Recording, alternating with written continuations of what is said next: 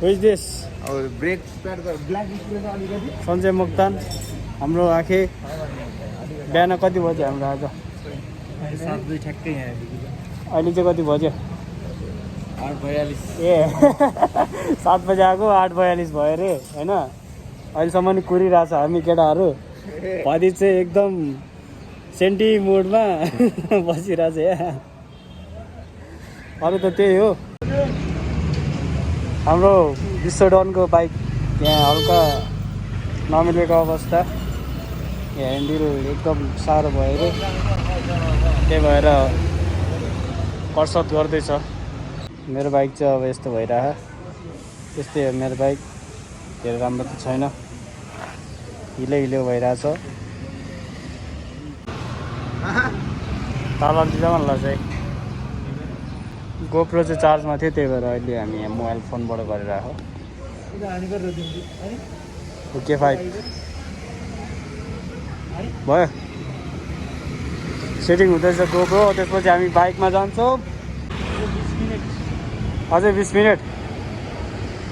अब यस्तै नेपाली टाइम होइन केटा हो बिहान 7 बजे आएको 9 बजिसक्यो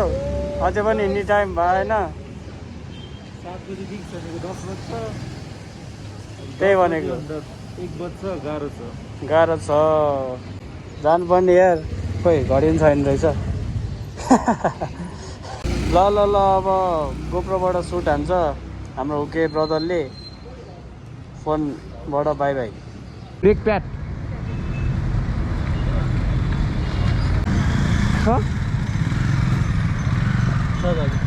कति लाग्छ 550 किन नि 550 कस्तो खाले हो यसकै होला दिन त दाजु 1-2 दिन कुद्छ होला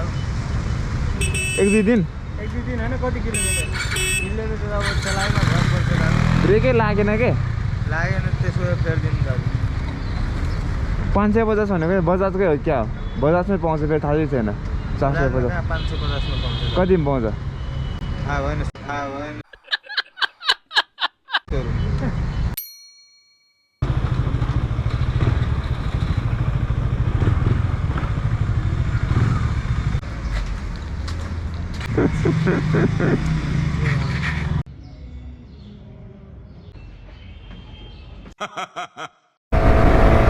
ढिलो भइसक्यो तिनीहरू कहाँ पुगिसक्यो होला सबैजना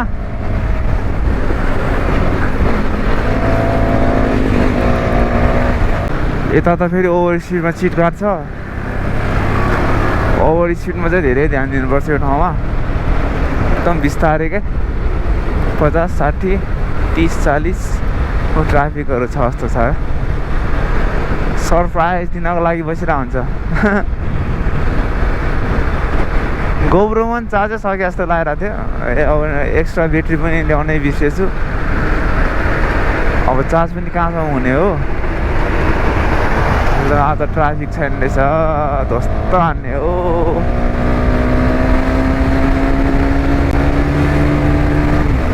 ए हेलमेटको कभरै छैन नि त ल फोन पनि आएछ ठ्याक्कै मामाहरू त उता भगवान्ले बेसी पुग्न लागिसक्नु भएछ अरे पर्खिन्छु भनेको छ अब त्यहाँसम्म चाहिँ चार्ज पुग्छ कि पुग्दैन रकेट जानु पर्यो नि त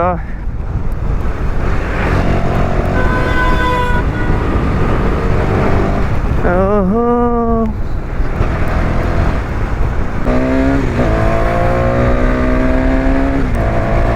यो रोडमा चाहिँ बाबाले मजा आउँछ चलाउनलाई यस्तो धुलो छिर्ने क्या सिधै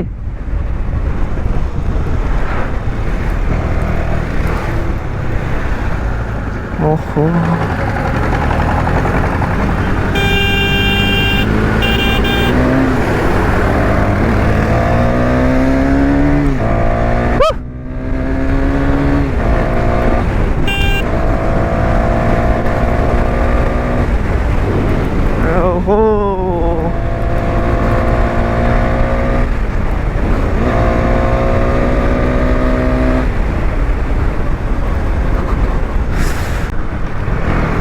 ब्रेकै लागिरहेको छैन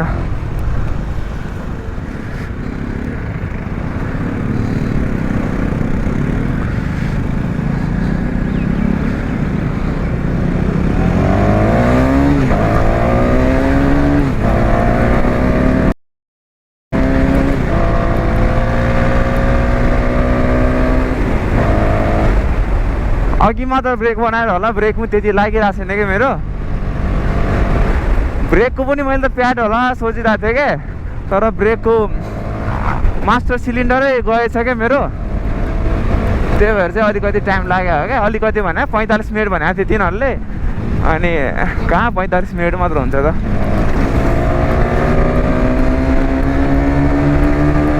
मलाई लहरिरहेको छ हातले यार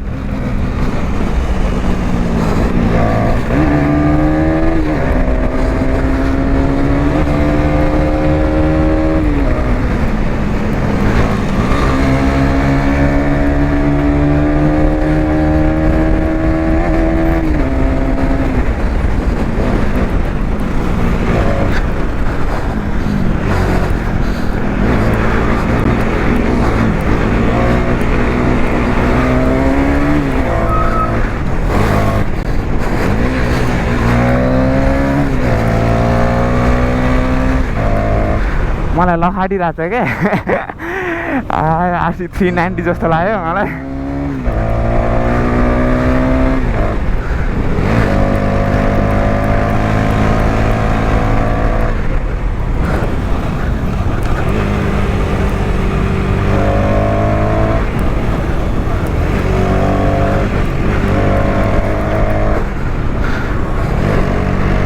कहाँ भेट्नु भन्छ यार 690 ल्याए नि भेट्दैन क्या कसम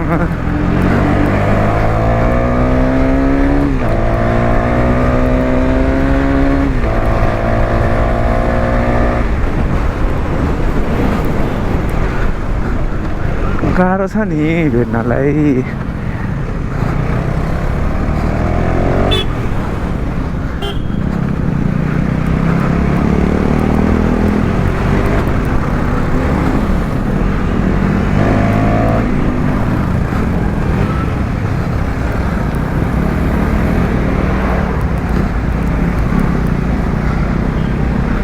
तिनीहरूलाई अगाडि पठाइदिउँ न है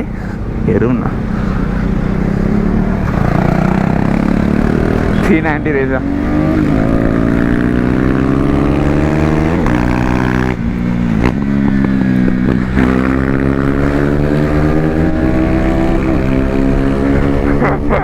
C90 रहेछ नि त त्यही भएर त यति अब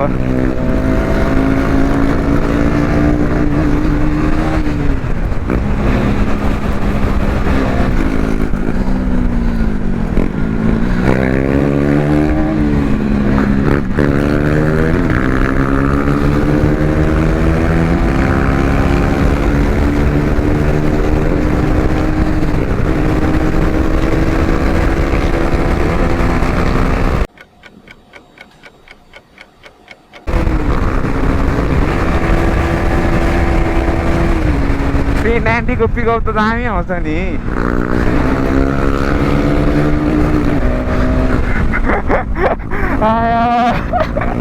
सही हो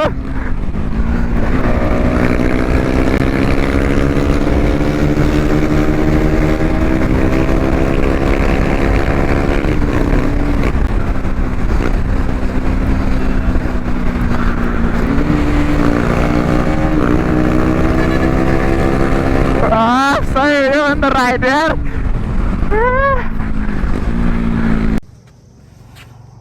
टल्किरहेको रहेछ म त अभि गोब्रोमा चाहिँ चार्जै सक्यो उता जस मेरो विचारमा साग आइपुगेको थिएन होला गोब्रोमा चार्ज सकिँदाखेरि 390सँग रेस परिरहेको थियो झन् 390लाई अगाडि पठाएर यस्तो दामी त्यसको दामी स्किलहरू खिचिरहेको थियो क्या चार्जै सकेछ है ठिकै छ अब मामाहरू उता भगुन्डी बेसीमा गएर रुङिरहनु भएको छ अरे अब त्यहीँ जाउँ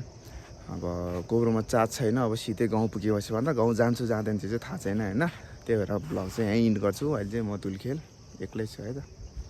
एक्लै छु है हेलमेट चाहिँ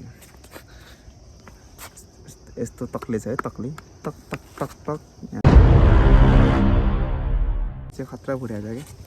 न सो त्यही हो है सबैजना राम्रोसँग बस्नु होला म पनि राम्रोसँगै बस्ने छु है safe life safe right good bye next ब्लगमा भेटौँला है सबैजनालाई ल